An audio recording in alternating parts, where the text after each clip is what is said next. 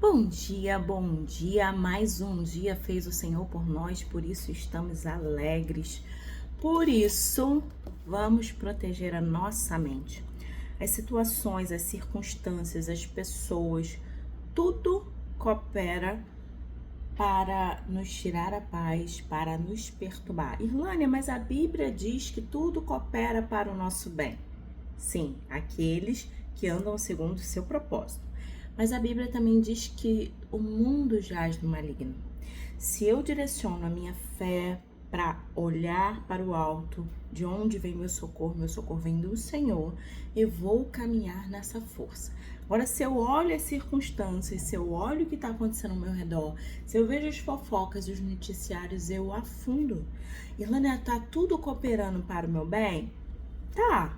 Mas se você não for bom aprendiz, se você não tiver com os olhos colocados em Deus, você vai dizer, ó céus, ó vida, ó azar, ninguém dá certo pra mim, o outro ganhou e eu não, porque Deus abençoa minha irmã e eu não. Tá entendendo? Então vamos pensar nessa questão da nossa vida e para onde nós estamos direcionando o nosso olhar. Isso vai fazer toda a diferença para a nossa vida, para as nossas vitórias, para as nossas conquistas, para ver que Deus não perdeu o controle da nossa vida. Hoje é dia 6 de novembro. O nosso devocional é Proteja sua mente. Finalmente, irmãos, tudo que é verdadeiro, tudo que é nobre, tudo que é correto, tudo que é puro, tudo que é amável, tudo que há de boa forma, se há algo excelente ou digno de louvor, pensai nessas coisas. Tudo que é honesto, tudo que é puro, tudo que é amável, se há alguma virtude, se há algum louvor, nisso pensai. Então, não dá para eu ficar olhando as circunstâncias, não, olhando o seu amor, seu grande amor. Eu vou precisar tirar os meus olhos daqui e colocar os meus olhos em Deus, para proteger a minha mente e permanecer firme. A mente, muitas vezes, pode sabotar a nós mesmos. Nossos pensamentos têm muito poder sobre a nossa vida, como diz Provérbios 23:7. Assim como tu pensa, tu és. Tem total poder sobre a nossa mente e nossos pensamentos, fazendo que venhamos encarar a caminhada como algo hostil e ameaçador. Acabamos caindo em armadilhas mentais e mentiras que nos paralisam e impedem de irmos adiante. Por muito tempo, eu acreditei na mentira de que não sabia correr nem andar. Quando via pessoas atrás de mim na rua, esperava que elas passassem para que eu pudesse continuar. Acreditava que todos a todo momento estavam olhando para mim e me julgando. O medo nos paralisa, levando ao fracasso, à insegurança, ao receio do julgamento alheio e ao redor de escassez ao iniciar projetos e a dar novos passos na vida. Olha aqui, ontem eu atendo todo dia, eu atendo algumas pessoas com fobia social, né? Pessoas que não conseguem estar no meio de pessoas. E alguns dos jovens que eu atendo assim, eles acabam tendo essa forma de ser no mundo porque eles passaram por bullying. E o tempo todo estavam rindo, fazendo piada. E essas pessoas adotaram a mentalidade de que tá sempre alguém vigiando, alguém sempre olhando e que vão rir dele a qualquer momento. Aquilo que eles viveram em algum momento, e detalhe, tem bullying que acontece dentro de casa. Seu cabeçudo. Eu tenho uma amiga psicóloga que ela tem um livro e ela escreveu no livro que os irmãos dela mais velhos do que ela, quando ela não entendia, ela estava sentada na mesa estudando, ela pedia ajuda. Eles não tinham paciência porque ela demorava para entender. Aí quando ela estava lá sentada, os irmãos mais velhos passavam a fazer assim: cabeçudo, sua burra, cabeçudo, sua burra. E ela ficou com isso. E na faculdade de psicologia, lá na frente, que ela só foi fazer porque ela teve uma boa psicóloga que falou: você é capaz, você consegue. Aí ela foi fazer a faculdade de psicologia. Ela disse que quando o professor estava explicando uma matéria nova que ela não entendia, ela vinha aquela imagem: sua burra, não aprende nada. Se você não se curar, a sua mente vai trazer esses fantasminhas, que muitas vezes são reais, porque são memórias reais. Só que você precisa ressignificar. Em psicologia, a gente não fala sobre apagar e esquecer. A gente fala sobre ressignificar, reescrever as memórias traumáticas e dar novo significado à vida, às experiências. Entende? E você não vai resolver nada que tá aqui dentro fugindo. Eu vou fingir que não aconteceu. O problema é que você finge que não te aconteceu vai te pegar toda vez lá na esquina. Quando você virar a curva, vai estar lá pra correr atrás de você. Tá entendendo? Você vai fugir. Quando você chegar na esquina, dá ré, volta. Aí quando você dá ré, que você chega na outra esquina, vai ficar fugindo e o problema tá lá, assim, correndo atrás de você. Não adianta fugir, não adianta se esconder, não adianta fugir, não adianta se esconder. Esses receios escurecem nossa visão, impedindo-nos de enxergar a oportunidade que o Pai coloca em nosso caminho, rendemos-nos antes mesmo de começar a batalha. Tem uma frase que é assim, ó: se você pensa em fracassar, você fracassou antes de lutar. Essa frase é de uma neurocientista, Rosana Alves. Se você pensa em... Pelo menos eu li no livro dela, tá, gente? Se você pensa em fracassar, você já fracassou antes de se levantar para batalhar. Por isso, silenciar a negatividade em nossa mente é crucial.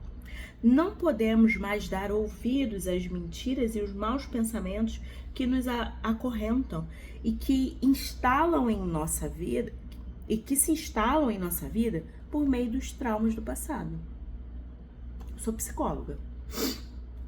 Aí quando eu olho aqui, né, tem livro para tudo quanto é lado. Mas hoje a maior parte dos livros que eu tenho estudado, que eu tenho visto, e todos os livros que não são de trauma, tem um capítulo de trauma lá dentro. Significa que a gente tá com muito, né? Muito trauma. Então a gente precisa se curar. Porque se você não se cura, tudo se repete, ok?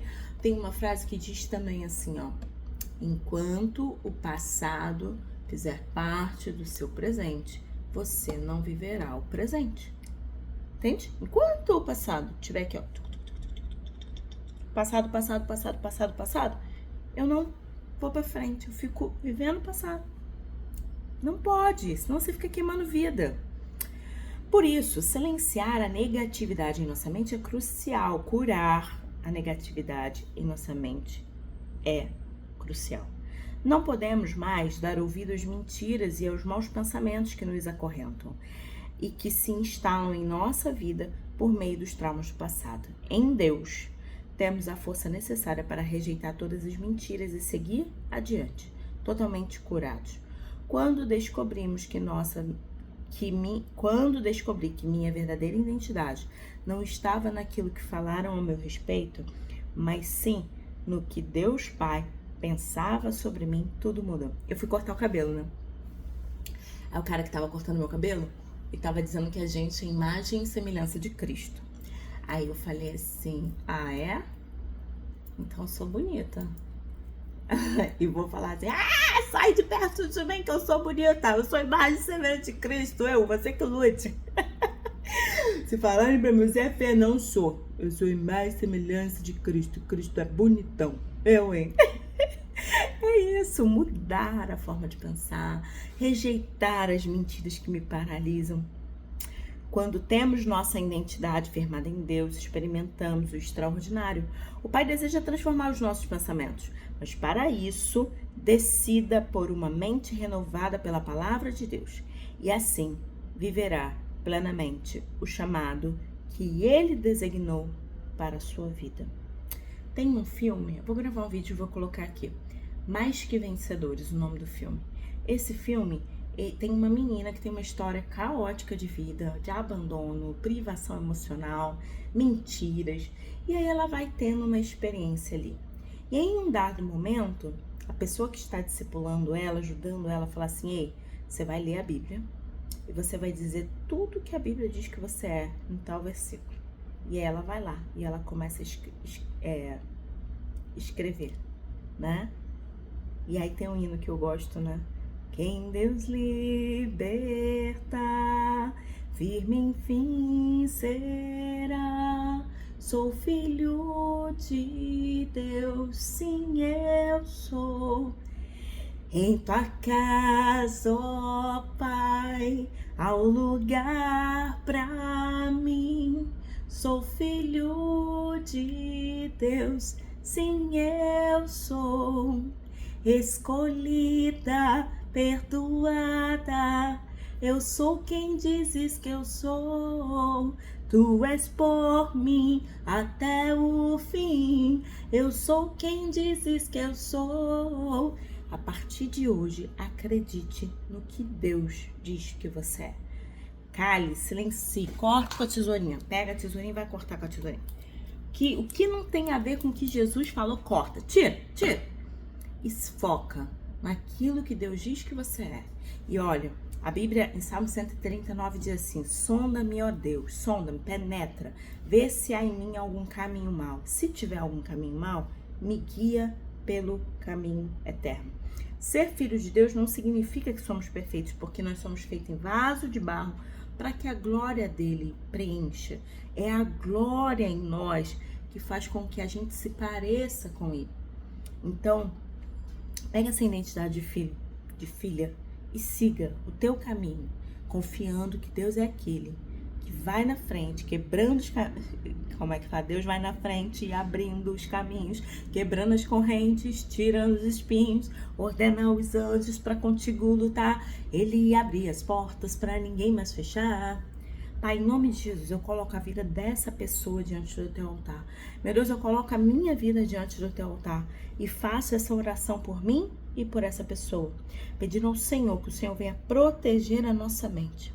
Meu Deus, em nome de Jesus, que toda mentira, todo engano, todo trauma, todo bullying, tudo aquilo que a gente ouviu que não éramos suficientes, que não éramos bons, caia por terra agora em nome de Jesus.